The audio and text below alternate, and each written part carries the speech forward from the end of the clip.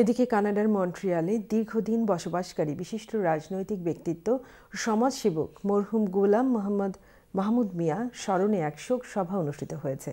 Canada থেকে বিস্তারিত জানাচ্ছেন মোয়াজ্জেম সাজু। মৌলভীবাজারের বালিখান্দির বাসিন্দা গোলাম মাহমুদ মিয়া কানাডায় আসেন 1982 সালে। তৎকালীন সময়ে হাতে গোনা যে কয়েকজন বাংলাদেশি, তার মধ্যে একজন ছিলেন গোলাম মাহমুদ মিয়া।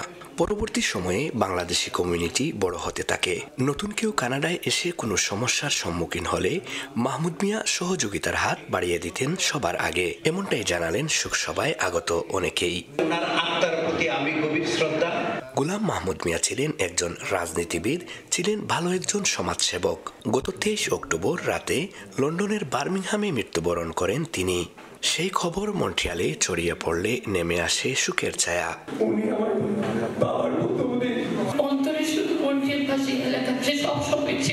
শোক দিবসের আলোচনা সভায় উপস্থিত ছিলেন প্রায় 4 শতাধিক মানুষ। আজকে আমি বিশ্বাস করতে কষ্ট, আমার এখন আমি বিশ্বাস করতে পারি না মাহমুদ ভাই নাই। যখন কথা বলতেন নির্দিষ্ট বিষয়ে খুব মনোযোগের সঙ্গে শুনতেন, আন্তরিকতার সাথে কথা বলতেন। গোলাম মাহমুদ মিয়া চলে গেছেন না ফেরার দেশে।